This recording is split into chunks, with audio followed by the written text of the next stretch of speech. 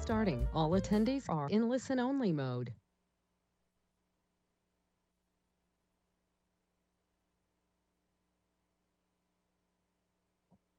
All right, I'm going to call to order the Architectural Board of Review and our October 5th agenda and start with a roll call. All right, thank you. This is Mary. I will take the roll call. We have Chair Moore. Here. Board Member Black. Here. Board Member Cunningham.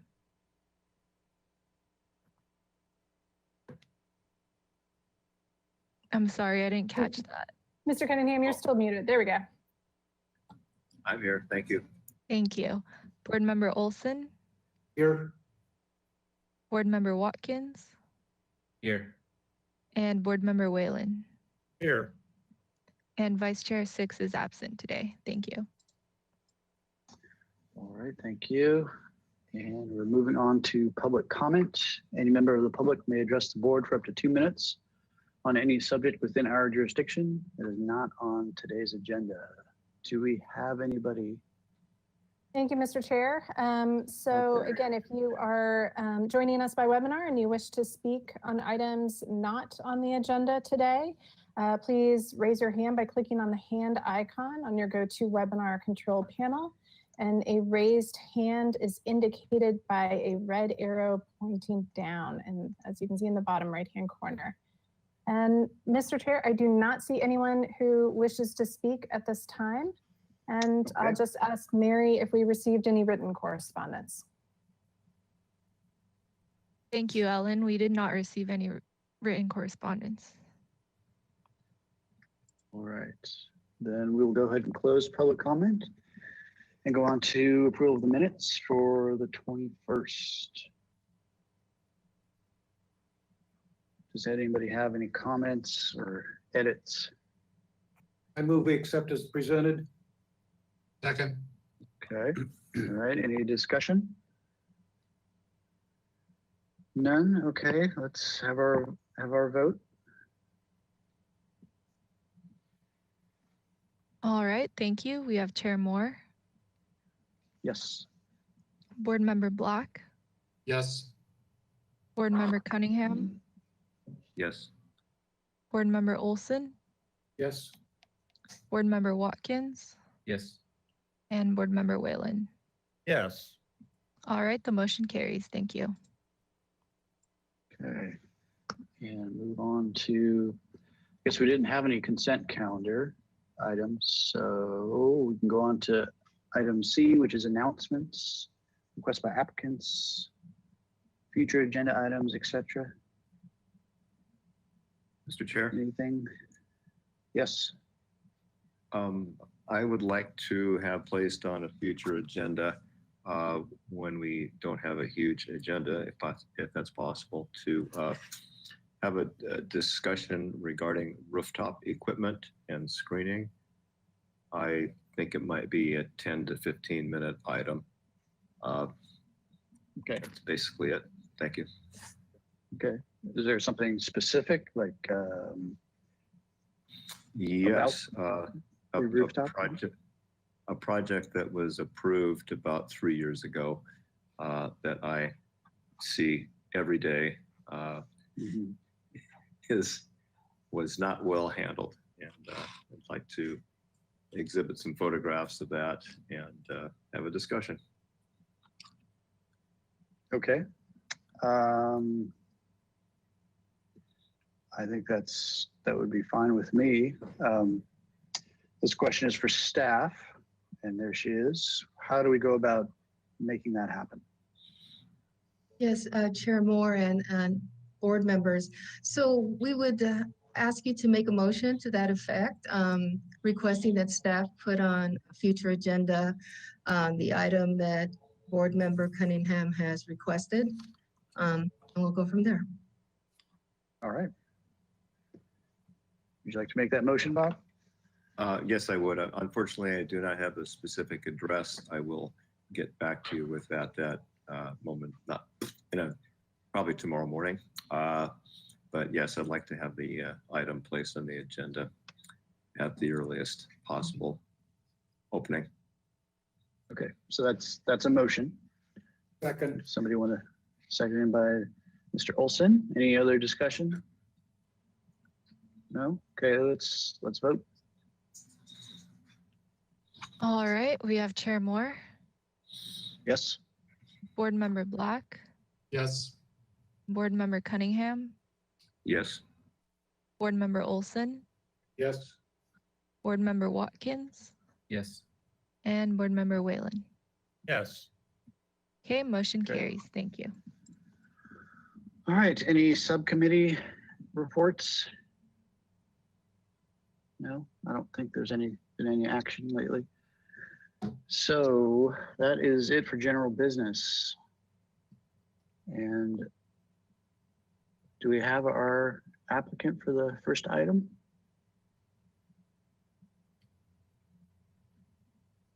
Yes, we do. And I'd like to ask Mr. Holliday I've just sent you a webcam request, and it looks like you turned your microphone on. If we could just, if you would be willing to share your webcam as well.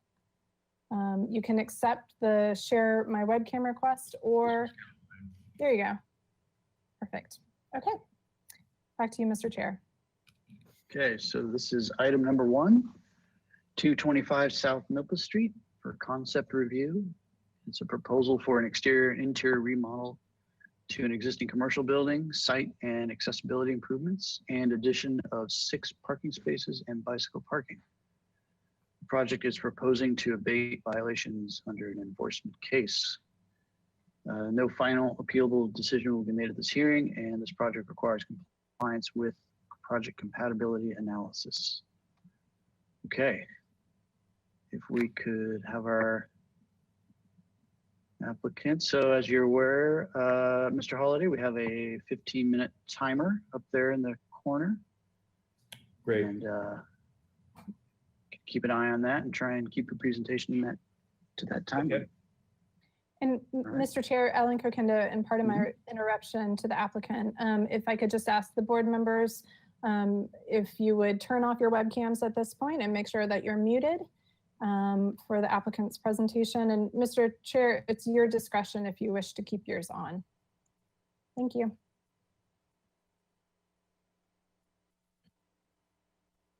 Great. Thank you very much, Chair Moore and board members of the Architectural Board Review. My name is Michael Holliday. We're the architects for this project, and it's at 225 South Milpa Street. Before we jump into presenting this building, I actually sent a slide that I wanted to show sort of on what the challenge is that we're dealing with on this building and with this client. Big Brand Tires, you may know they have 22 facilities all up and down the coast. Several here in Santa Barbara that they don't own. They've just leased the buildings. This is going to be the first building that they've actually bought. If you can zoom into those upper buildings, this is sort of the branding that they have done with their facilities in Simi Valley and Oxnard and a number of their facilities. And they wanted to do something similar here in Santa Barbara. I told them that when they approached us, they knew Santa Barbara was going to be difficult or challenging, I guess, to say the least. These, just so you can get a sense for what it is, it's a perforated metal panel. It's pretty interesting. And it's, a super graphic type of a layout with these are off of the freeway in Oxnard and Simi Valley. But just to give you a sense for what they're looking for. The one thing that is interesting, it's a perforated metal panel on the front. They're two types of perforations. The lighter gray ones are smaller circles. I've got more detail, and behind it is a metal panel. So it's basically a reskin of in both of these cases, they reskinned existing buildings. This was what they're trying to do. I just thought it was important for you to look at this and understand what their intent was with the building that we're going to show you here in a minute. If you go down, if we can zoom out a little bit, I said I did not know if there's been any projects in Santa Barbara that I was aware of that you had perforated metal panels approved within the city by this ABR or anyone before that. I said, however, there has been a rust-colored finish on corrugated metal and flat metal and approved by the ABR in this industrial area. And so these projects, you zoom in there, 35 North Calle Cesar Chavez. That traditional building on the left, I was the architect for that building and did not do the metal building across the street, but that exists right down here in kind of the Craftsman District, which actually this project is in. The 404 Garden Street building, I'm sure you know that well, that's Winnick Architects is in there. And then there's the 513 Garden Street building, a much more modern interpretation right down from where you guys are located. The building in the lower right-hand corner is the same corrugated metal structure, but just shows when that rusted metal finish is actually has the full patina on it. I think it's quite handsome. So this was, I said, we might be able to get a perforated metal finish approved. However, my sense is it would have to be something that would look like this corrugated rust finish. So this was the discussion that we had that led into the project we're going to present to you right now. Let's go and show you we'll start off with the cover sheet. These are some computer renderings of the existing building with a perforated metal finish that matches much simpler. It doesn't look like a finish flag, but it would be those are essentially 3x3 perforated metal panels with a rust colored metal finish behind it. And the building, we're essentially reskinning an existing garage structure. So that's what this was, sort of a toned down version. The big brand letters would probably have to be, it's a signage issue. It's not part of our project, but maybe it's a brushed aluminum or something on pin mounted letters. So that was sort of where we're going with the presentation that we want to show you today in the design direction. Let's go to the next slide. We are not, there's a survey of the site. This is kind of across from the Habit Burger Grill. Go to the next slide. We can kind of show you what we're trying to do. We're not adding any square footage. There's some photos of the existing building. We can zoom into the building on the top there, upper right. That's sort of the view from Milpa Street. You can get a sense for what's there. It's a little bit blurry, but it was an existing tire service shop. So there's no change of use, no intensification of use, no additional square footage. All we're doing is sort of a facelift to that existing building. And you can scroll down to the images down below that just to get a sense for what's there. Yeah, there you can get to see the existing garages that were there. There's been some non-permitted construction that we're rectifying in some city enforcement cases, but essentially that's going to be returned to its original permitted condition, which was roll-up garage doors all the way along the south of the site there. And we've got some aerial shots if you're interested, just to sort of look at the context. It's kind of an industrial area. There's a mixed bag of different types of buildings down there. But clearly the goal here is to keep the building function and basic mass, bulk, and scale, and yet to kind of reskin it and give it something that reflects the other 22 facilities that he has for Big Brand. Let's go to the next slide, please. This is the existing site condition. It's kind of a mishmash of existing conditions. There's an old residence in the back, which is actually going to be maintained. There's an illegal kind of shed structure that was built in front that we're going to remove. But the building that we're essentially renovating is the commercial building at the bottom part of our screen, as well as cleaning up the parking, which doesn't really work or meet applicable standards. Next slide. This shows our project. So essentially we're providing an ADA path of travel to the public way, a new handicap parking space in the front there that's all compliant, a new entrance to the site or to the building from the site. And we're reworking the existing parking and proposing to add some landscape areas there. There has been some discussion about tier 3 issues. And if that's the case, those landscaping things won't happen. We're just going to restripe the existing asphalt, but we're hoping that we can really, do some nice things on the site without triggering significant stormwater issues. Some of the other issues that we're looking at doing for the site is a new trash and recycle area in back of the building. You can, right down there. And some of the violations were the existing residence is to remain in the back, but we need to designate that open yard area. So that little area right there meets the city's requirement for an open yard. So as I mentioned, no change of use, no additional square footage for the whole project. Next slide. This is a demolition plan just to show you, essentially there's a walkway around the front of the building on the outside of the building that we are reworking, and essentially over the years, some of those doors had been filled in, and so we're actually returning those to be new roll-up doors. So some of the other doors that have been enclosed. Next slide. This shows the proposed layout of what Big Brand wants to do. So we're essentially returning the building to its original historical use, which is going to be a tire and service center store, along with tire storage in the back of the building. And on the front of the building, you can see we're kind of just working with the existing roof structure. We can't really touch that existing roof because it triggers all kinds of, it's a pre-engineered truss, so we have to kind of leave the overhangs there. But we can kind of put this new skin on the face. So essentially that's what we're doing, is creating a public face to this existing building.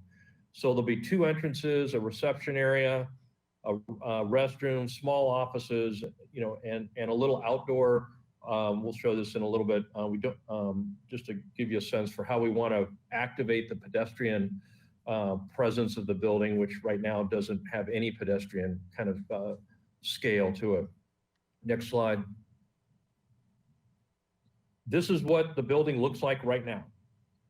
So we can come back and look at this if you want. It's about as simple of 2 boxes sort of put together, and we're trying to sort of make something nice out of it. Next slide. This is what we want to do with the building. Basically, new roll-up doors that will be in all those bays. And we can zoom in on maybe the upper image and on the left-hand side. Yeah, we're trying to do something there that reflects the branding that he has with his other buildings that fits in Santa Barbara. So our feeling was that some kind of simple, straightforward, perforated metal, rust material type finish may be appropriate. Some signage, some lighting. It's going to be on a exposed concrete base. The existing building is just going to be painted, a kind of a Taos taupe, a dark potato skin color, if you will. And we can go look at the other image, right, elevation right down below this. Yeah, that would be the image facing out towards Milpa Street. So that's what most people would see, and that's the primary front entry where the signage is located. You know, we'd have some nice clean downlights that would highlight that area, but basically, you know, trying to take a bit of a sow's ear and turn it into not quite a silk purse, but something that's going to be, you know, nice. And the transparent air issues, you can see the glazing area there. We're trying to really open up the front of that building right now, which doesn't really address the street or the pedestrian scale very well. The other 2 sides of the building, all we're doing is painting them. So there's nothing else happening. Yeah, the back sides of the building are just very simple boxes. Next slide, please. These are some preliminary computer rendered images of, we thought it was important to show the board that this can look nice. It can be in Santa Barbara and it can fit on a sort of industrial building like this. So this is the, we've been working with McNichols, the metal manufacturer. They can do all of this. And whether it's actually a rusted finish or a color that looks like rust, you know, we ended up on the direct relief project that this board, you know, reviewed and approved and was very well received.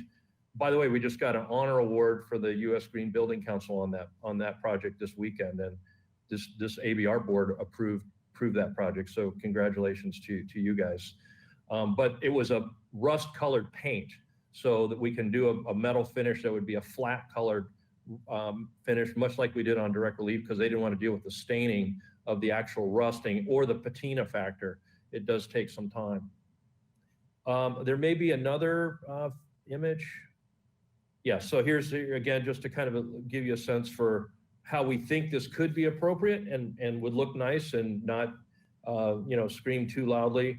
but also would be interesting, you know, and appropriate for a tire and service center building. So the precast or the poured in place concrete bases there would be planters down below to protect the metal. So if somebody runs into that, you know, they're going to hit some concrete protection there, but also just sort of shows how it would be, you know, a nice addition to this building. So I've got a couple minutes left here, but I just wanted to kind of give you an overview of the you know, big picture items. And with that, I think I'll conclude my presentation, but I'm available to answer any questions that you have. Okay, thank you. First, we need to open public comment before we get to questions. So is there anybody in the public that would like to address the board on this project? Thank you, Mr. Chair. So if you would like to speak on this particular item, please raise your hand by clicking on the hand icon on your GoToWebinar control panel. That'll indicate to me that you wish to speak. Please note you only have to click the hand icon one time, and a raised hand is indicated by a red arrow pointing down. And I'm going to first call on Sheila Lodge. Sheila, I've just unmuted you. If you could please unmute yourself on your, there you go. You have 2 minutes whenever you're ready. The ABR's purpose is to, quote, protect and preserve the natural and historical charm and beauty of the city and its aesthetic appeal, unquote, from the ABR guidelines. The draft objective design standards, which per state law had to pick a design style, chose Spanish Colonial Revival architectural style. Section 22.68045 of the Santa Barbara Municipal Code calls on the ABR to consider 6 criteria when it reviews the design of a proposed development. The most pertinent one in this case is the design of the project compatible with the desirable architectural qualities and characteristics which are distinctive of Santa Barbara and of the particular neighborhood surrounding the project? There are 10 buildings on this block of Milpas. 4 are white or light stucco with red tile roof structures, including the gas station across the street. One could be described as Art Deco. Across the street, there's a taco stand which nods to mission style in its facade and a Quonset hut. There are 2 old nondescript houses. Just 4 out of the 10 buildings, including the building to be remodeled, do not fit with Santa Barbara style. There are industrial buildings across Indio Muerto, one property away from this project. And almost exactly a year ago, a hotel occupying all of the land between the freeway and Milpas, Indio Muerto, and the off-ramp was given final approval by the ABR, the comment being, quote, details are well resolved and are of Santa Barbara style, unquote. Santa Barbara is famous for its Mediterranean Spanish Colonial Revival architecture. It is part of what residents and visitors love about this place. This is an entrance to Santa Barbara. There's nothing about this proposed building that fits with Santa Barbara's distinctive architecture nor the neighborhood. Please reject this proposal. Thank you. Okay, thank you. Do you have anybody else? Yes, Mr. Chair. I'm now going to call on Steve Howes. Mr. Howes, I've just unmuted you. If you could please unmute yourself. I've also sent you an unmute request. If you just click on your microphone icon. There we go. I should know that by now. Well, you're coming into the webinar slightly different, so it looks a little different. You have 2 minutes whenever you're ready. Thank you. I'm ready as I'll ever be. Greetings, everybody. This is the southern gateway into Santa Barbara, and I'm of the mind that whenever you get off the freeway entering Santa Barbara, it should be recognizable as Santa Barbara. If somebody showed you a picture of this building, they should be able to say, yeah, it looks like that's in Santa Barbara. I understand the challenge of dealing with corporate. Actually, I searched online to see what their other buildings look like, and I never did come across either of the 2 examples that were shown. Not to say those don't exist, but I certainly found many examples that fit in their surroundings better.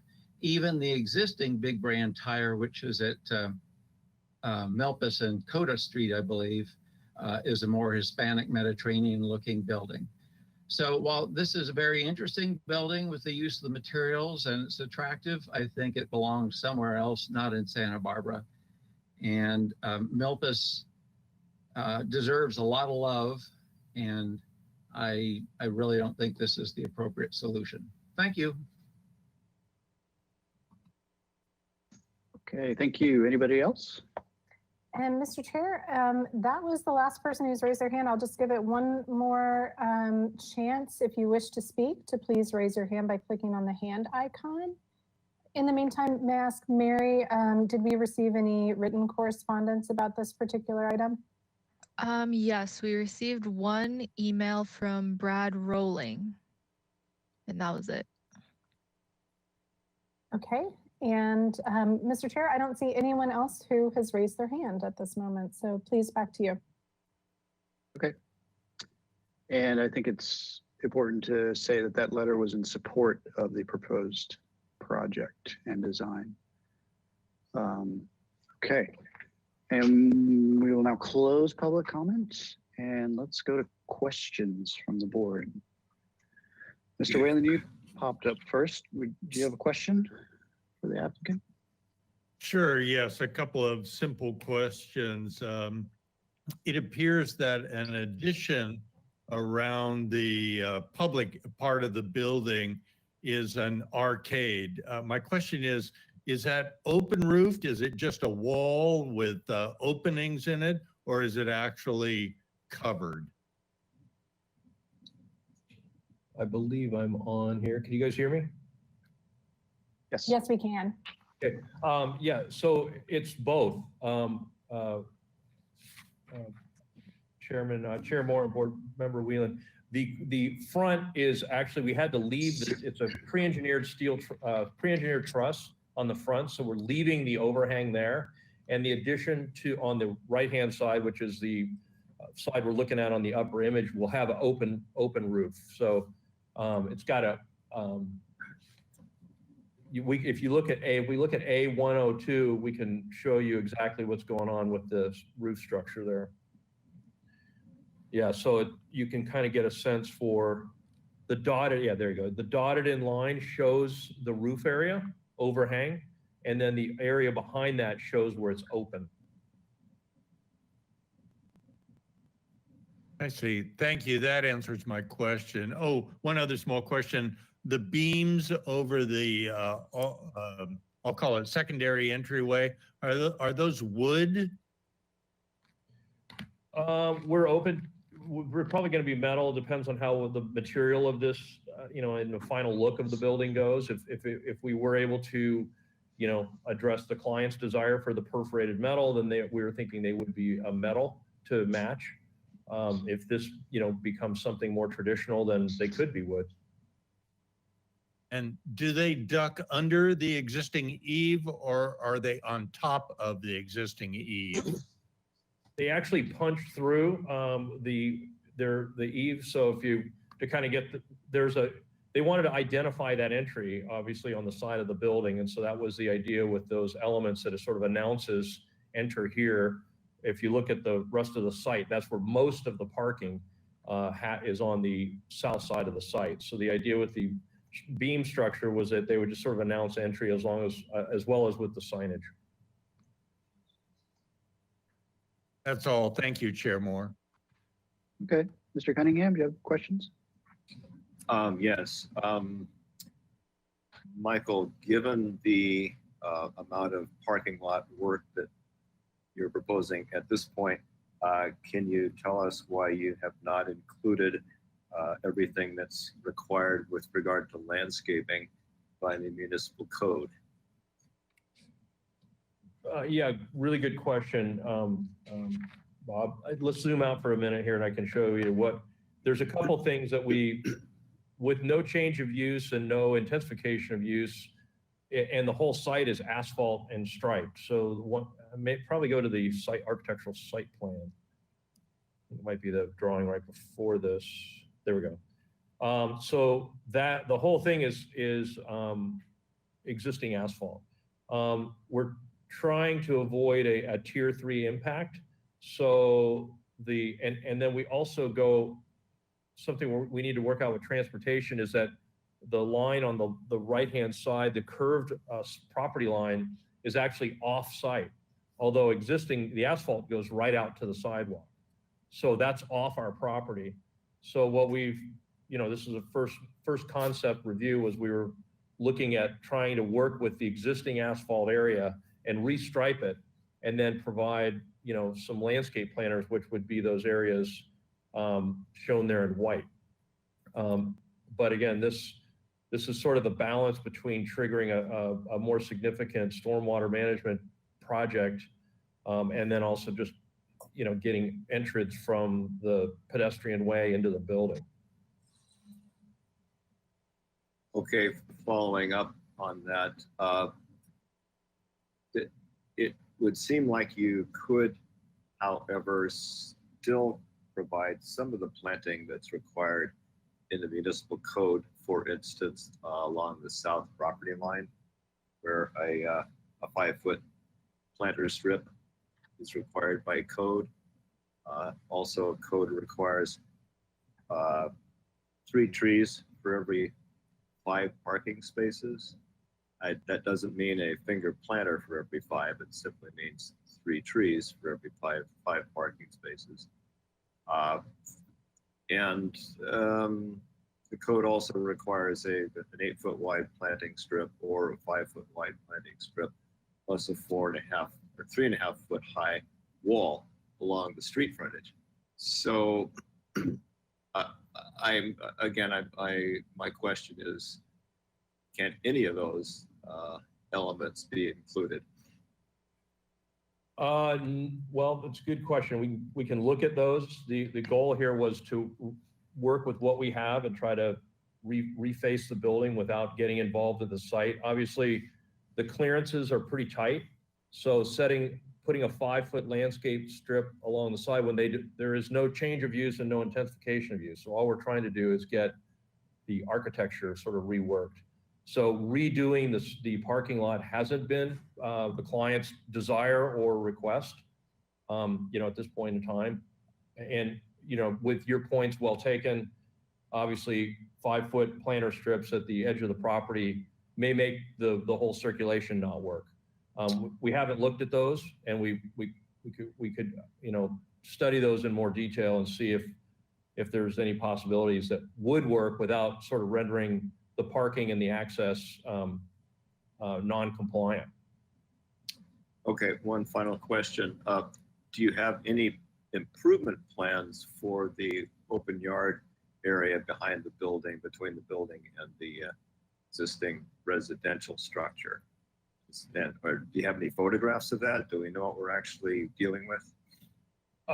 Right now, we have photographs of it. It's an existing asphalt area with a bunch of storage in it. We haven't proposed any significant improvements to that yet. This is sort of a concept stage to see if this is going to move forward and how it's going to move forward. So, but right now, the photos that we do have, which are on our photograph sheet, show a significant amount of outdoor pipe storage. And if we go back to not that photo, I think some of the site photos. Yeah, so that's, I don't know if we actually have a photograph in that back area.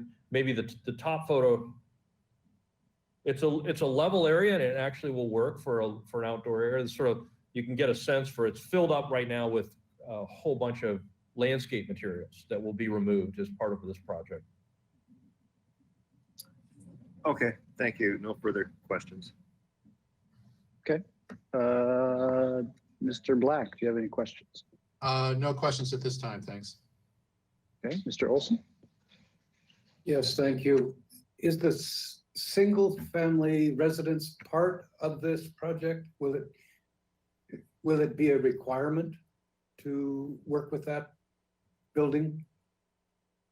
The existing single-family residence is existing to remain. All we're doing is cleaning up some of the non-code compliant issues associated with it. So there's really no changes to that other than on the demo plan. If we look back, I think that might be the drawing before this one. There's an existing, they built a structure out in front of that needs to be removed so that those 2-car garages can be, the history of the site is I guess that was originally a residence that was back there, and then this new commercial building was built in front.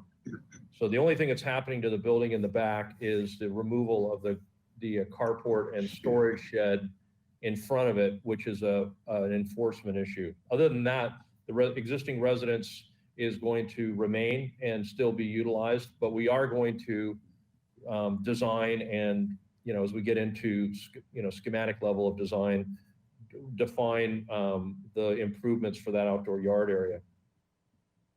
When the project comes back, would you include some pictures of that building? Yes, we can. Thank you. That's all my questions. Okay, Mr. Watkins, any questions? No questions. Okay. Let's see, my questions, I guess, I want to give you another opportunity to tell us a little bit more about why this particular design fits into the existing streetscape and the potential for the building right next door to the north. Actually, I believe that was approved as a hotel that is in the Santa Barbara style. So can you just give us a little bit more info? Why I opened up with the comments that I did initially. Maybe we can go back to the context slide, which shows some Santa Barbara buildings. This was, trying to help you understand the challenge that we had and still have. Maybe this Calle Cesar Chavez is probably a good image to look at, zoom in a little bit on. And this is actually what the real estate people and some of the building owners brought. I was actually the architect for the building on the left there, much more traditional with my team. The building on the right is obviously more of an industrial building. And I can tell you that the cost of the building on the left was significantly more than a pre-engineered metal building on the right. So cost is probably the thing that's driving the intent to do something here. If they can't get something approved, they'll just move in as is. They don't have to do anything. And the building can just stay the way that it is. So that the compatibility of the metal finish in a traditional setting, and then some of these other buildings around Santa Barbara, we thought that there was an argument there that could be made that this is compatible for the craftsman district of, which is really where these buildings are located. I understand, and I can empathize with the gateway nature of this building that we have, which is not what these other buildings are. So I understand that. Again, we're trying to present at concept level what our client wants and what we think would be reasonable and appropriate. But you guys are the arbiters of that. So that's my case. Okay. All right, that's my question. So let's go on to comments. And who would like to start first? I can start. Okay, go ahead. So I appreciate the concept here of trying to make this building more presentable. And I think it's a good first step. And so I'm hoping that we can encourage this to go forward. But I do agree that some movement towards more traditional Santa Barbara architecture would be more favorable to me. That's all my comments. Okay, Mr. Watkins, would you like to follow? Sure. Thank you, Chair Moore. I agree with those sentiments of Chairman Olson. I'm sorry, Board Member Olson. I think the comments from the public are pretty fitting, probably with what my first impressions are. Just considering the area, it does in essence, and for better or worse, have a visibility that other properties don't have in this area, even and in the larger community. And it is a noticeable lot. I I think in terms of the scale and the massing of the addition that you guys are proposing, I think all that really works, and it fits very well within itself and in relation to the existing larger commercial building. But the material is, I think, an issue for me as well. I think it's going to stand out a lot further than it's intended to be. And from a compatibility standpoint, it is hard for me knowing that area so well too, of trying to find other examples that are already on site that either mimic the patterning that's going on, or the color even itself. And I was even trying to think in my mind, if this was the same type of material but different colors, would that help it? And personally, I think it would still be acting in the same essence of being effective in the sense that it stands out, which I think is their intention, but I think it goes too far, and it's hard to, it could be situated anywhere else, and I don't think it blends in very well with that area, unfortunately. I'll leave it at that. Okay, thank you. Mr. Black? Sure.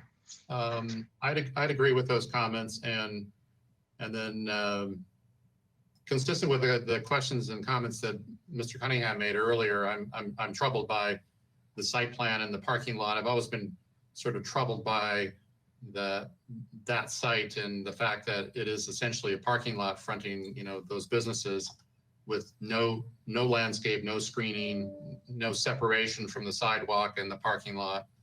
And I think now's the time to take, the opportunity to improve it in that regard, and make it consistent with the parking lot design guidelines. I don't think I would insist on necessarily 5 feet and, or a 4-foot high wall, that sort of thing, but some attempt to provide some landscape separation from the sidewalk along the frontage and the parking. And I think would be necessary. That's all. Okay, Mr. Cunningham. I would echo Mr. Black's comments regarding the landscaping for the parking lot and the back of sidewalk. This is a site that really cries for improvement. Just a reminder to the rest of the board, we approved a very nice 2-story Spanish Colonial hotel, I think right next door to this site. And this architecture just, would be screaming at that for as long as the site was occupied. I really think this needs to go in the direction of Spanish style, as the 2 public commenters mentioned. This is a gateway.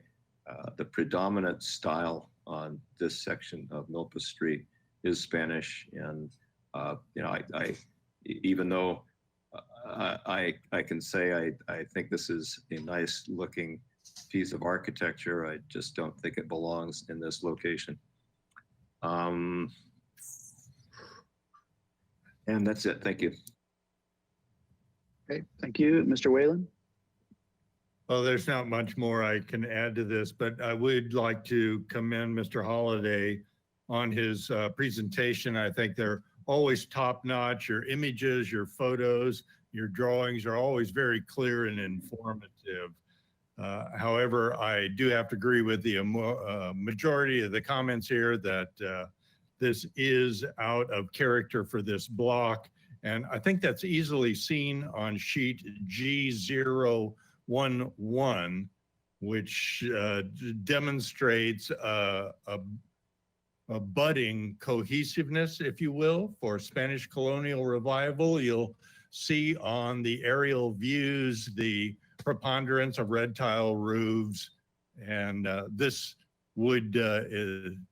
site, it just cries out, I think, to be included and make that block very cohesive. This seems to me it may be a clash of the brandings here between the city and the proponent. I regret that such a clash has to be so severe, but I do see some salvation in the typology of the proposed addition. The arcade is a gesture that is reflected by the building next door, could easily be interpreted in materials that do reflect the Spanish colonial revival. Thank you. Okay, thank you, Mr. Whalen. Yeah, I guess I have to agree with the rest of the board. I think this area is indeed a gateway, and with the two other projects that this board has been involved with, the hotel right next door, and then the other larger hotel on the Triangle site just a few doors down. Those are, a traditional Santa Barbara style. So this would certainly be not in keeping with that direction that this piece of our city is moving in. And just something for the design team and the owners to consider is how the designs feels like it could be placed anywhere. So how can you make this, just by looking at it, somebody could tell that it's in Santa Barbara. With what you have here, I'm not sure where we are. This could be in any city, anywhere. So I appreciate the overall design and the strategy of reskinning this building to update it without getting into too much structural issues. I think that's clever, and I am certain that your team will be able to modify this design to bring it into more into conformance with what we're seeing on this street. So we need a motion from the board. Is anybody prepared to craft a motion? I'd like to try a motion. Okay. Continue for indefinitely for the applicant to restudy the architectural style of the building with the focus on achieving more of a compatibility with the surrounding neighborhood in terms of Spanish architecture, and to take every opportunity to improve the parking lot design with regard to landscaping to bring the site up to date. Thank you. Okay. I'll second that. All right. Is there any discussion? No? Okay, then let's have our vote. All right, we have Chair Moore, Yes. Board Member Black, Yes. Board Member Cunningham, Yes. Board Member Olson, Yes. Board Member Watkins, Yes. and Board Member Whalen. Yes. Okay, the motion carries. Thank you. Okay, thank you. And how are we doing on time for item number 2?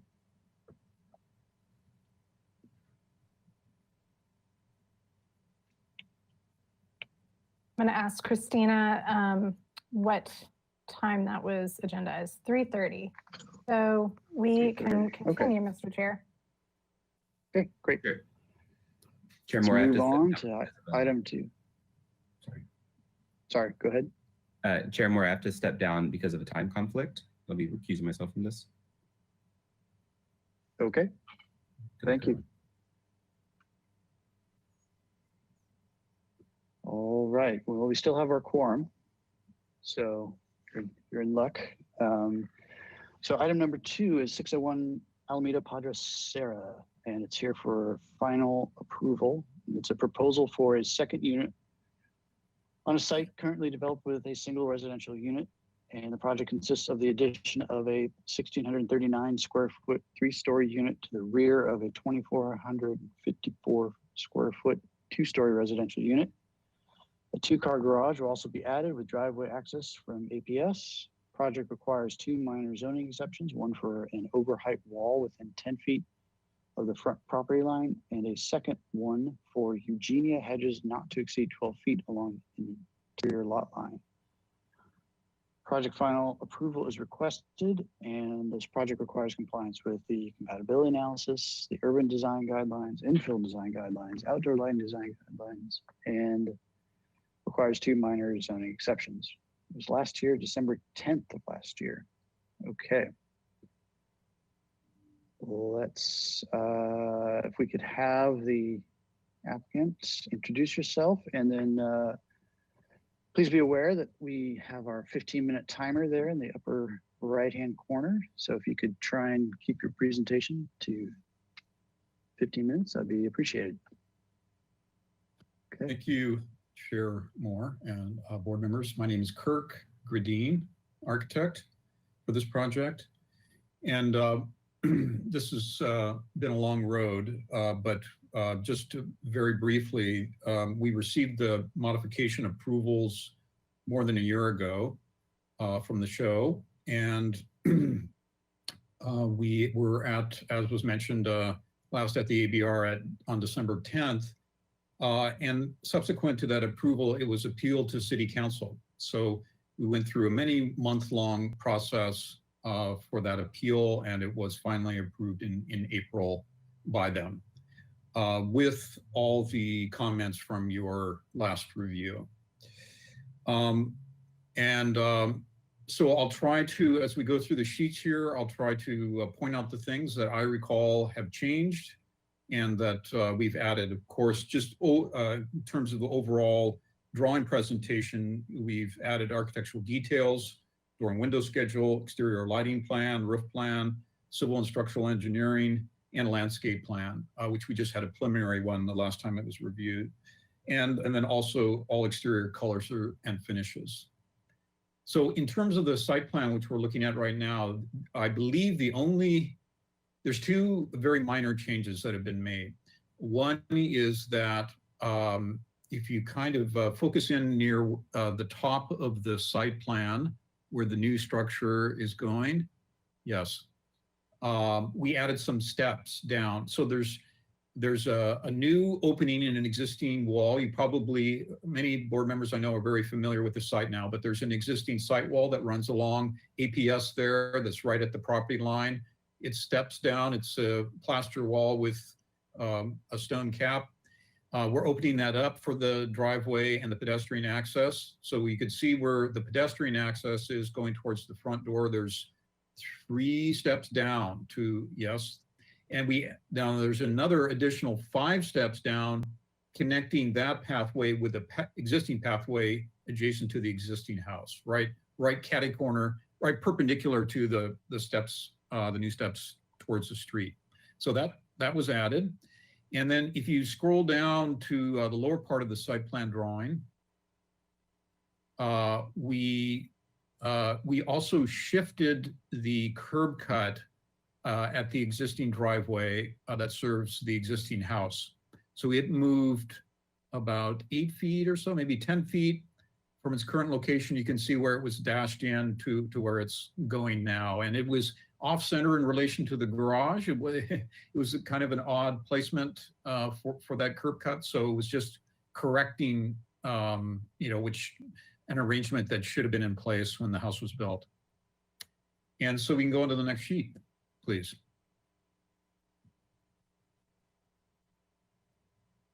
This is the floor plan drawing, which hasn't changed except for at the lower level, which is at the bottom left of the page, which is, of course, not visible from the street, but in the backyard area between the 2 bedrooms there, we added a closet which will harbor the forced air unit serving the house. We you can't see it on this drawing, but we did raise the window, the sill height in the garage for all the windows in the garage, which is on the right-hand side of what we're looking at right now. And I think, oh, and one other thing is if you scroll up to the upper floor plan,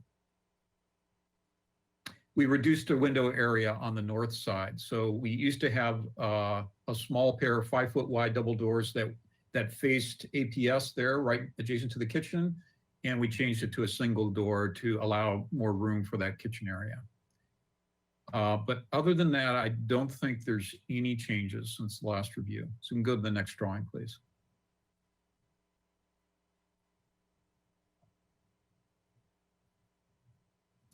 So exterior elevations, and there at the bottom of the page, you can see where the double doors changed to a single at that balcony facing APS.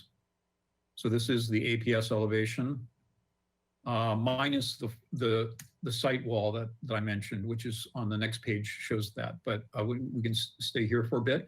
So we're also showing, as you can see on this drawing, the existing house, not only repairing and painting it, all the doors and windows are being replaced. But because of the exterior walls are 2x4, we have a special detail. It's just a plaster bump out around the windows, which is detail 13A50, and we'll see it when we get to the detail page.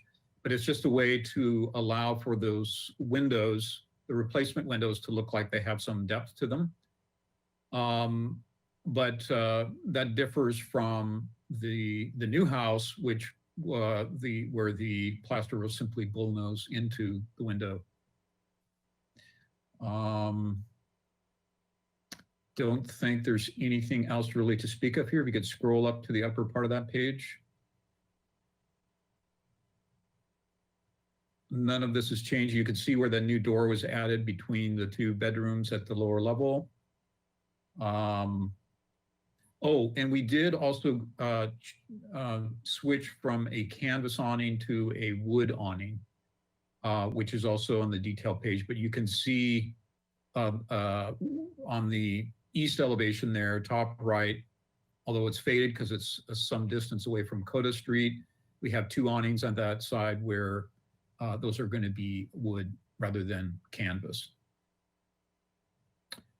And then the colors are also indicated there just below that east elevation. And you should have a color board in your possession too. I'm not sure how that's going to work into the drawing presentation. Oh, there it is. So the question we raised last time was in regards to the color of the building, that should they both be the same color since they're two separate residences, or would the board accept two different colors? And the board unanimously recommended a single color for both houses. So the owners really like the original sort of muted yellow ochre color that the existing house was originally. It's rather dilapidated now, but they really like that color. And so we've gone with that as for both buildings.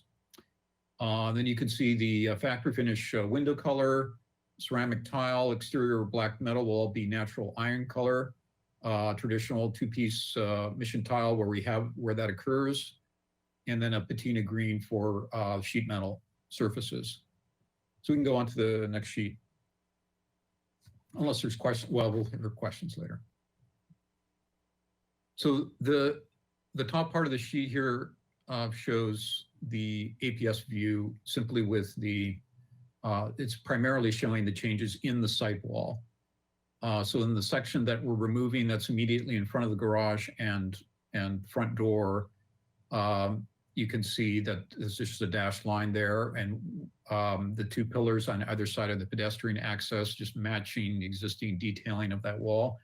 And then we have a low wall adjacent to the driveway behind where that the vehicle has been kind of shadowed in there, which has to stay below 42-inch height.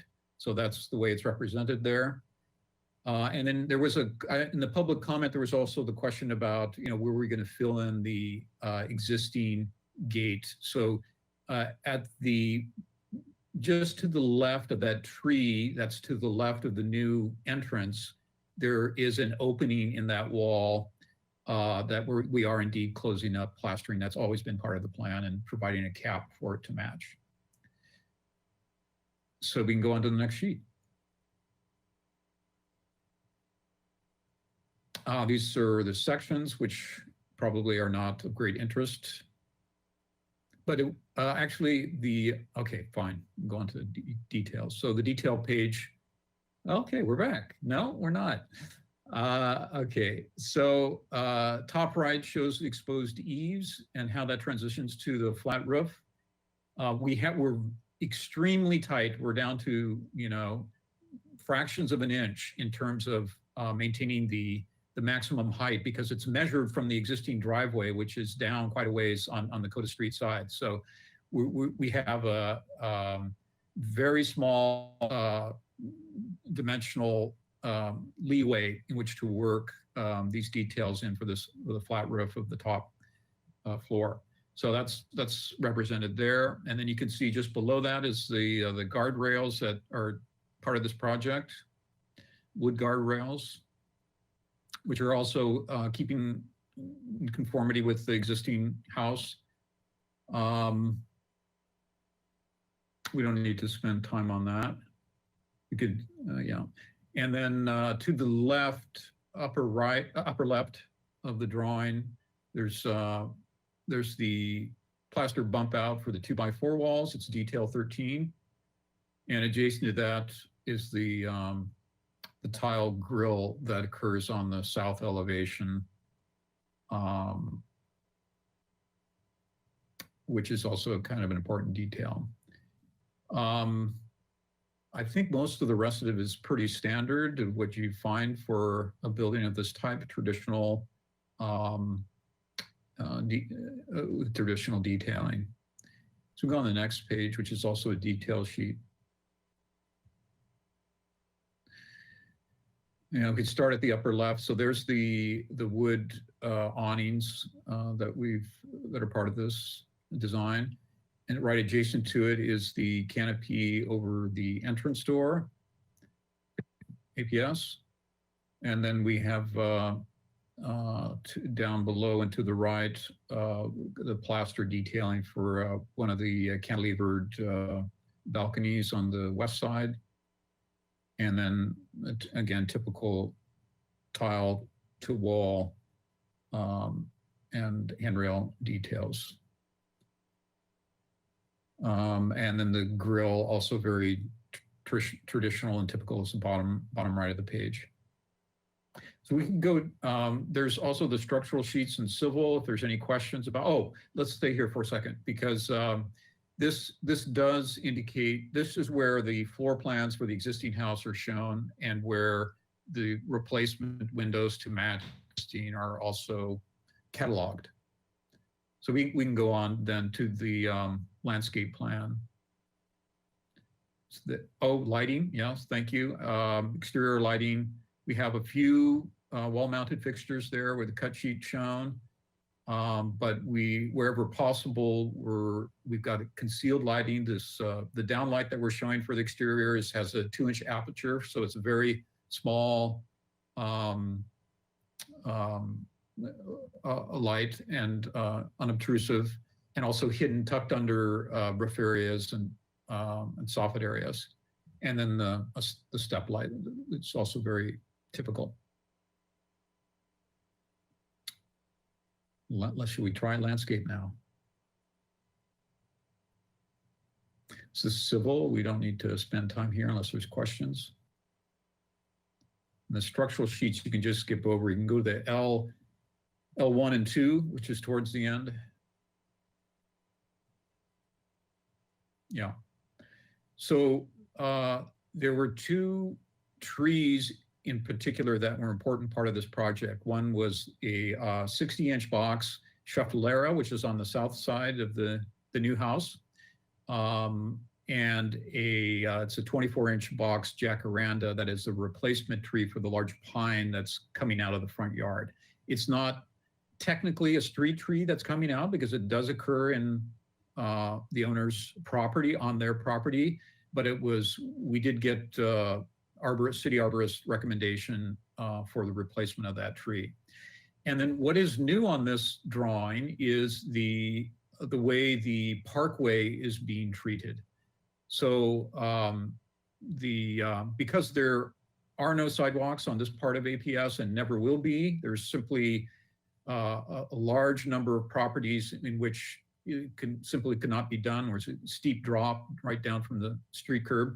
But in this case, this particular property does have that 10-foot parkway. So we are showing some low-lying planting and ground cover, along with a way to break the flow because there's water that in extreme storm events spills over onto this parkway.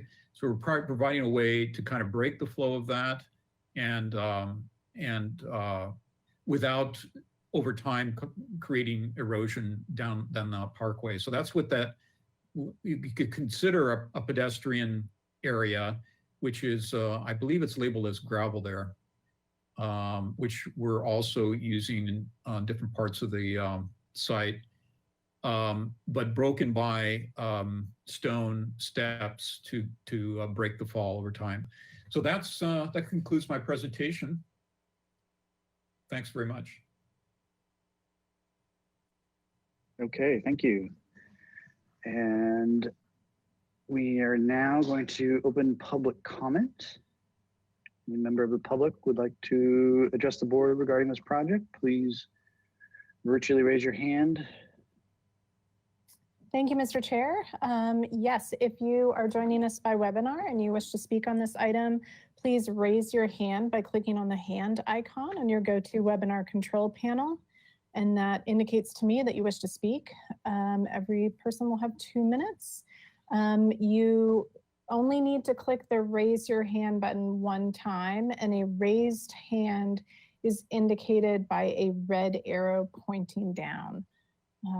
So I'll give everyone just a moment if you wish to speak at this time.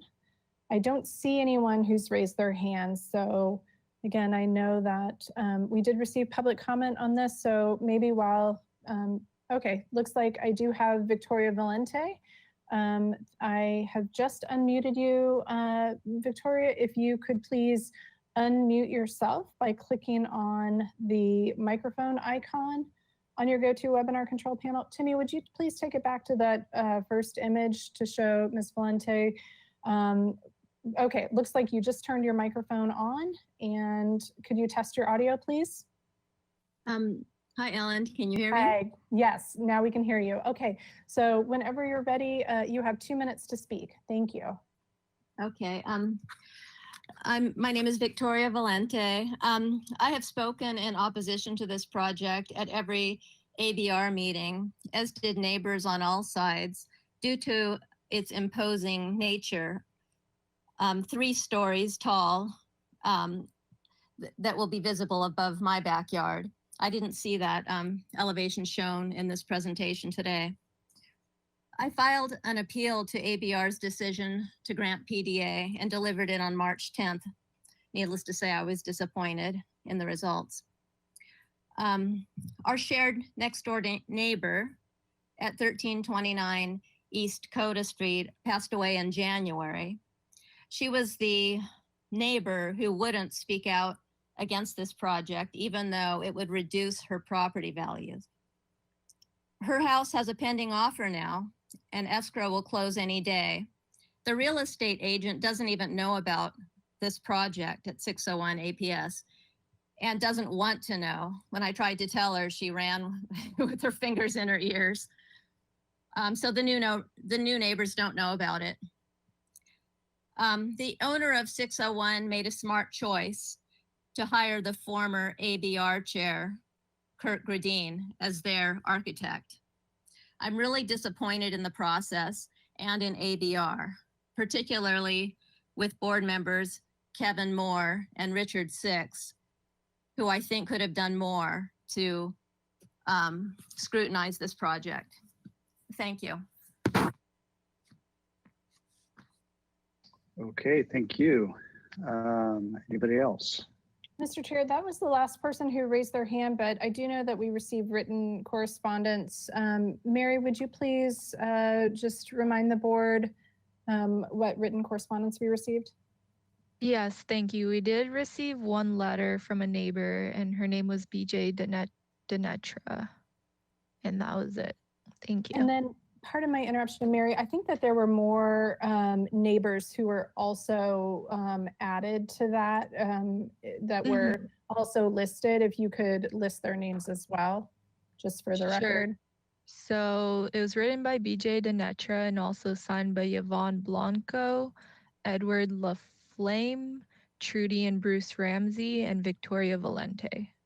Good, thank you. And back to you, Mr. Chair. Okay, thank you. And with that, we will close public comment and move on to questions from the board. Could you tell us the nature of that letter, Chairman Moore? They were not in favor of the project. They were neighbors that were concerned about some of the issues that the public speaker raised. It certainly seems to me that this is an important input, and given the situation that we're in, it seems like that's, I would like to have some minor report about the nature of those input in the future. Okay. I agree. I think it would be helpful for the staff to indicate whether the letter was in favor or in opposition to each item. Obviously, we all receive these letters as a part of the process prior to the meeting, so we're aware of what they say, but the public isn't. Chair Moore and board members, I just wanted to bring to your attention that we've been advised by the city attorney's office not to summarize public comment letters, simply because we'd be, paraphrasing and we may get something wrong. We can we do usually provide the public comment letters to all the board members, so they should have that. But if the chairperson wanted to read it into the record in its entirety, you could, although sometimes they're lengthy. We are trying to get an email out to you with the city attorney's advice on how to handle the public comment in the future.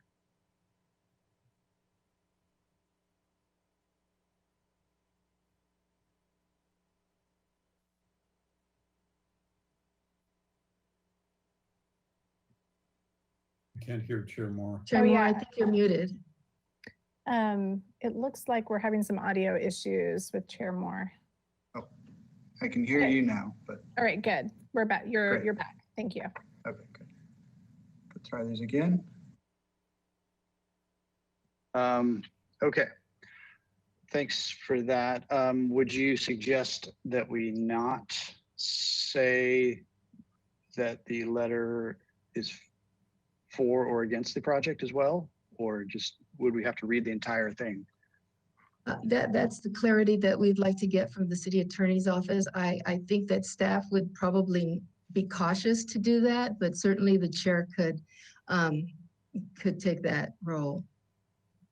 This certainly diminishes the importance of writing letters from the neighbors, to not be able to have them be available to the general public. Certainly that is a concern, and so we would like to bring all that forward to you at a later date. But for now, as Chair Moore indicated, the letter was in opposition. Mary, I'm not sure if you could confirm that that letter was submitted to all board members.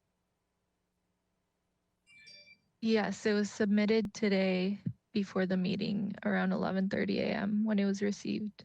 Thank you. And Chairman Moore, if you'd like to read it for the benefit of the other board members that haven't had a chance to read it, that's entirely up to you.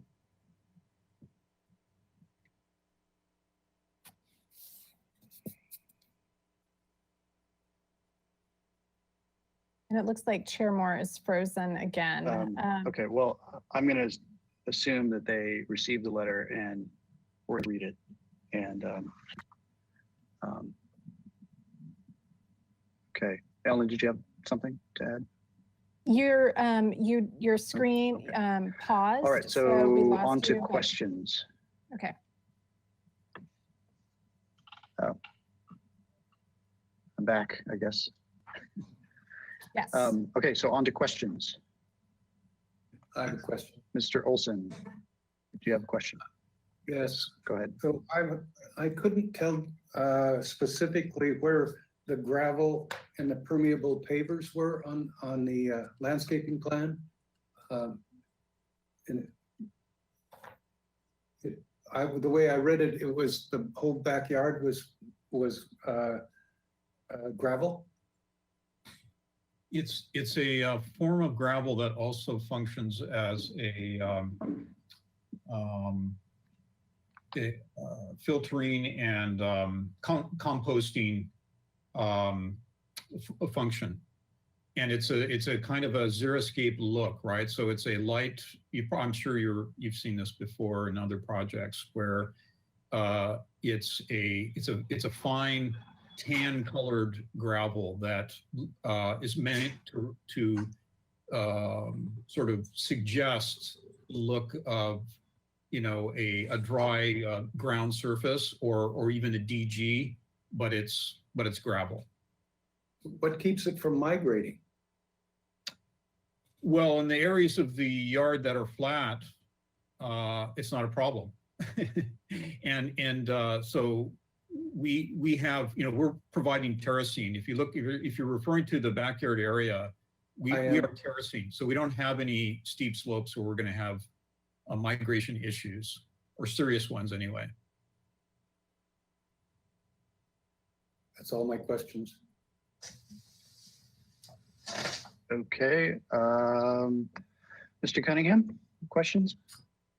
Yes. Can we zoom in a little bit on the APS Parkway strip between the wall and the curb, and even a portion of that? I need to read the, there you go, read the plant call outs because the screen's a little fuzzy. Can we enlarge that a little bit more, please?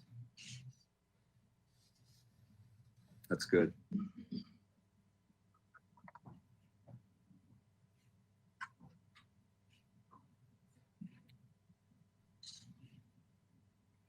Okay, so the question is there a specific design reason why these 4 or 5 species of plants are shown in discrete groups and not blended in a more informal fashion? I don't really have an answer for that. I'm not sure why the landscape architect, in conjunction with the homeowner, made that decision. Sorry. Okay, and could you describe, Kirk, the grade between the curb and the wall at the property line? Is there a slope? As I recall, there's a slope down from the curb toward the property. Is that correct? Well, it varies depending on where you are along there. But and we are adjacent to the wall in the area of where work is occurring. We're creating a slope away, positive drainage away from the wall. And in general, the grading that will occur there will do likewise, so that the low point will be what's shown as the pedestrian way there. Okay, and once the water gets to the pedestrian way, which way does it go? Well, it's not, you know, there is, first of all, there's a 10 to 12 inch high curb along the entire length. Okay. Okay. Facing APS. So we're only talking about extreme, you know, storm condition where water coming down APS might creep up over that curb, that high asphalt curb. And so it's not as though this is a drainage area we're expecting to, have to accommodate a serious flow. But so whatever doesn't penetrate the landscape would end up down, somewhere down at the lower end there, and probably flow back, onto the street or onto the sidewalk. But that would be an extreme, extreme condition. Okay, that's all my questions. Thank you. Okay, Mr. Whalen, questions?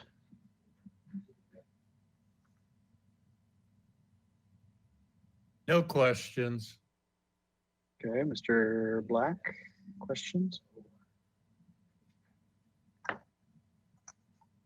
And Mr. Black, you're still muted.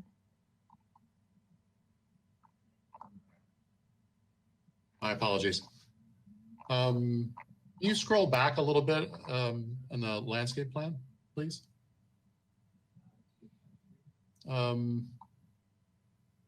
Is there a reason why there's no planting on the, at least that one side of the driveway coming off? Well, it's not driveway. That area coming off of, yeah, right there up to near the sidewalk. I don't know, just curious as to why there was no planting. It's well planted everywhere else, but I'm just curious as to why there was nothing there except that ground cover material or gravel material. Yeah. Is there a reason for that? Well, not that I'm aware of. I'm not sure why that decision was made. There is that hedge there, which is quite substantial, but and tall. But why there isn't ground cover there as opposed to the gravel, the Hadley gravel, I'm not certain. Okay. I don't really have any other questions. Okay. One question. So on the site wall with the railing on top, I was looking at the detail, which is on number 5 on A 5.0. Yes. And you've got, so posts and then a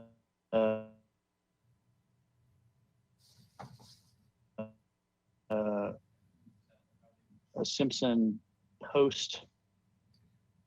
Well, it looks like galvanized.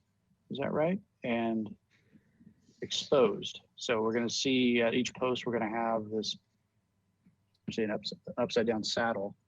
That this is where it is a saddle in this case. That's visible at each post, and that's going to occur also at the balcony. Is that correct? No. No, it doesn't. There's a separate bill for the balcony that. Yeah. So oh, you're right. No, we are showing. You would see that exposed connector with bolts at the balcony, and yeah, and it would just be painted to match the post. So it's going to be relatively innocuous, but it also matches what the detailing that you see on the existing house. So okay, would you be interested in swapping that out for the more architectural Simpson connections, which are more beefy and in keeping with this design? I don't know if you're familiar with those. Do you mean the ones that have like detailing on them, like mitered corners? No, yeah, I mean they're up a level of appearance from this, and they're black in general. So yeah. Yeah. Well, I wouldn't mind changing, but I think I would try and steer away from the black. I'd rather have them disappear than stick out. I think it's going to look if they're not black. But sure, we could go to that architectural style of bracket. Sure. Because you've got, so there's a fair amount of railing that's visible, so there's going to be a lot of these out and visible. So I would encourage you to clean that up or hide them as best as possible. Mhm. Okay. Yeah, sure. That's and then, so that same wall, it pops up. How much of that is, it's hard to tell on the elevation, how much of that wall is visible. You know, if you're walking by on APS and you look down the driveway, are we seeing, is it sort of popping up out of grade, or is it flush at that point? Well, you probably get a better idea on the north elevation that's shown on A31. Although the railing's not drawn in there, but it is, you are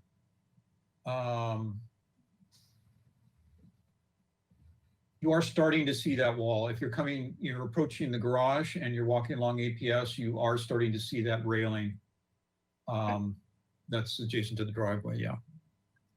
Okay.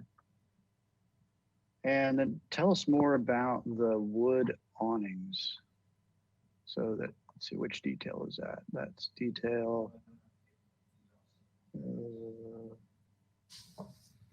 Where's that? 13 on A51, top left of the page. There it is. Okay. So you've got these custom iron brackets. Yeah.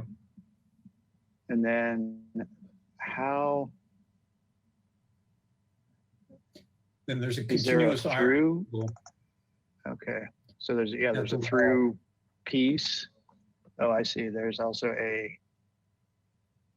what is the piece that's holding all these together? Is it? Yeah, it's a connecting, horizontal between the two kind of curving brackets. It's difficult to see, but it is called out there. Yeah. Okay. And because, yeah, and then the wood's screwed to that from below. Okay.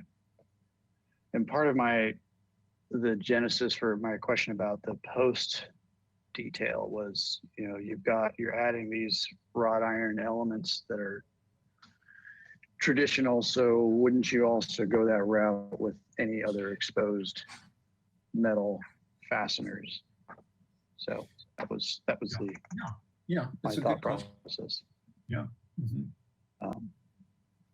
Okay, and then sorry, Chair Moore. I'm just going to comment that I prefer not to have on the railings, on the wood railings, not to have it stick out by having it be black. So if we're gonna hide them, or if we're gonna improve on their design, I would rather have them be hidden. Okay.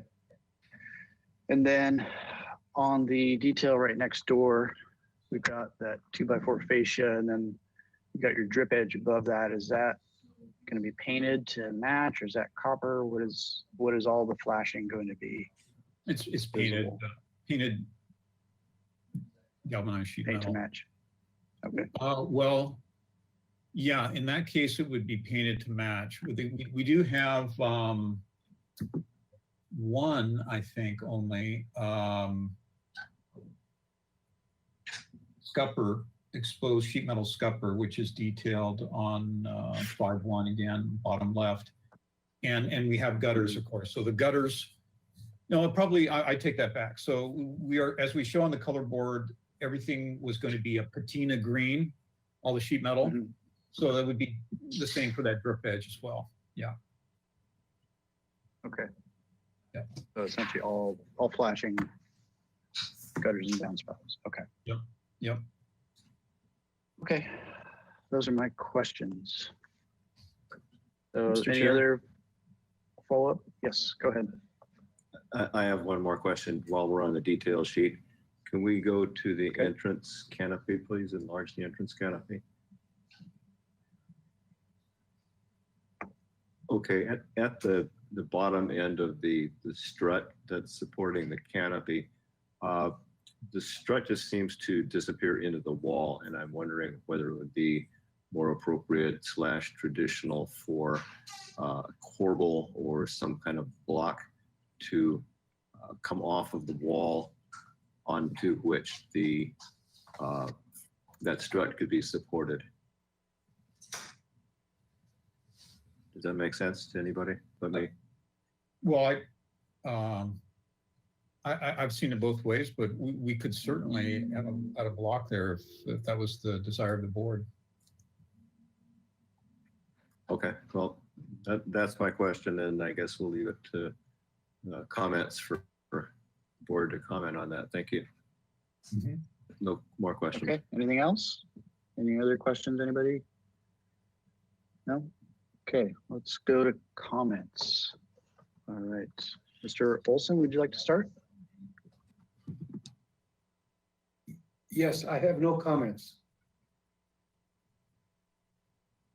All right. Mr. Cunningham?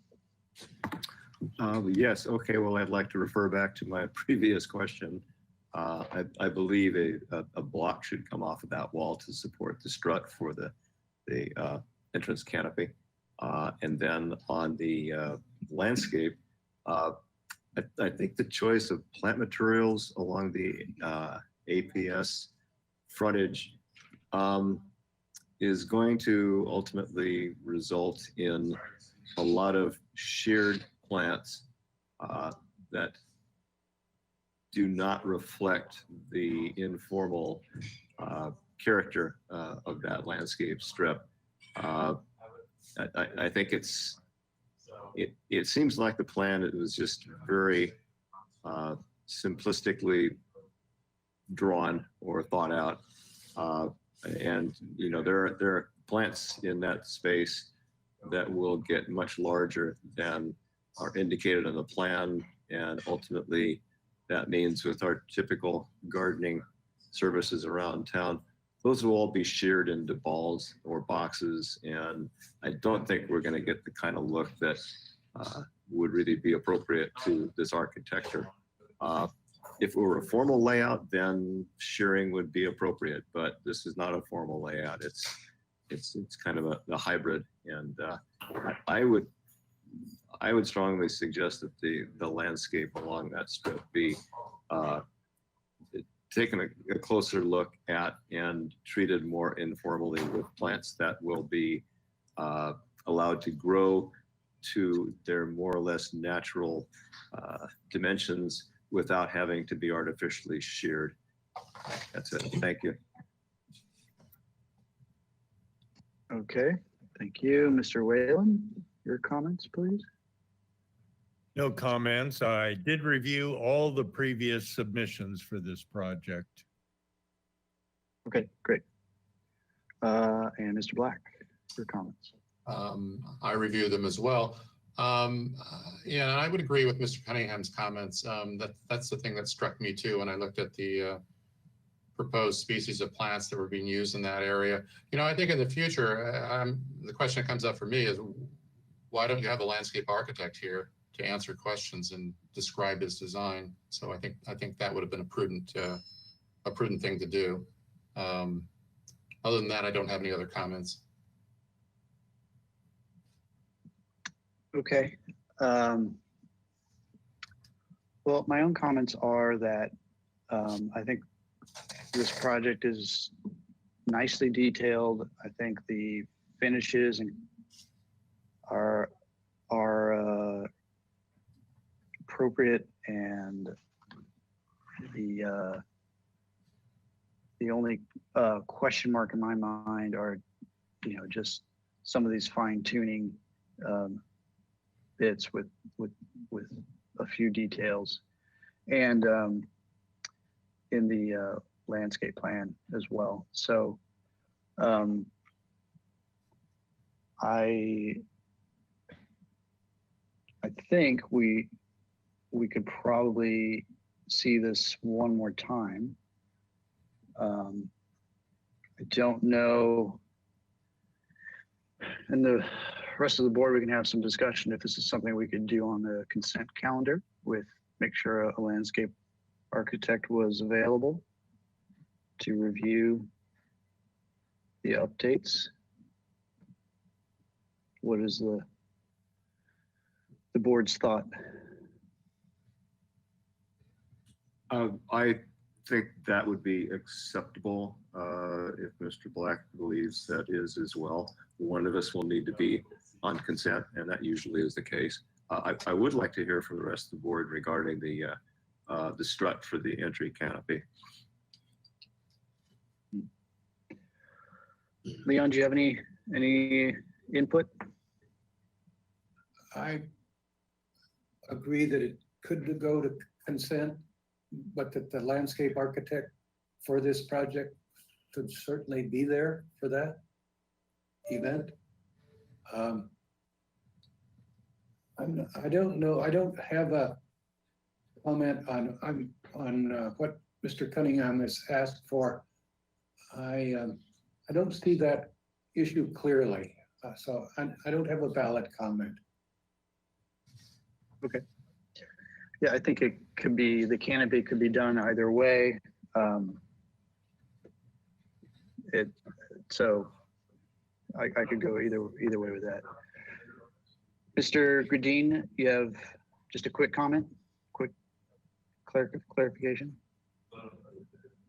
Bring that, All the right. existing house, can you hear me?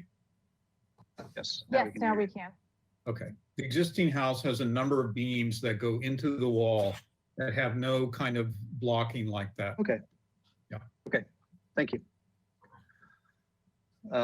So if it's already in an existing condition, I think it's probably wise to mimic that. Okay, well, with that, I would like to make a motion for continuance to the consent calendar for the project landscape architect to appear and discuss this design, but with specific direction to address in a serious manner the placement and ultimate sizes of the plants that are specified for the parkway space between APS and the building. Second. All right, any discussion? No? Okay, so we will have our vote. Yes, thank you. We have Chair Moore, Yes. Board Member Block, Yes. Board Member Cunningham, Yes. Board Member Olson, Yes. Board Member Whalen. Yes. All right, the motion carries. Thank you. Okay, thank you very much. Mr. Gradine, you have a short comment? Sorry, Oh, Mr. Gradine, you're still muted. thank you. Now I'm not, right? Can you hear me Correct, now? we can hear you. Mhm. If I just get a little clarification, Bob, or from the landscape architects on the board about what changes they would be looking for in that area? In the parkway? Well, if I may, the plants, you know, some of the I have no problem with the plants specifically, but in the spaces where they're shown, it's clear that many of them are going to get too large for the space. And that means they're going to have to be controlled. And it's, you know, 90% of the time, plants in those situations get sheared, and it's very unattractive. It's, you know, it creates a lot of green waste that we don't really need. I think that the plan just needs to be much more carefully thought out so that we have the right plants in the right places. Okay, thank you. All right. Thank you. Okay, thank you very much. So that was item number 2, which I believe concludes our agenda for the day. I have a comment for Correct? staff. I have a comment for staff. Okay, So I see on our agenda that only 15 minutes was given for the concept review. And we give the applicant 15 minutes, so I don't think that that's possible timing. So I'd like to make sure that we add an appropriate time frame for those things. In this case, I think today it took us maybe about 40 minutes to do that. And I think actually that went fairly fast. So I think maybe 40 minutes is a more appropriate time rather than 15 minutes. Board Member Olson, yeah, thank you. I apologize. It was my first time back, and I will note that for the next ones. It was meant to be a helpful comment. Yeah, I took it that way. Thank you. okay, well, then that concludes our meeting. We will adjourn the Architectural Board of Review for October 5th. Thank you all very much.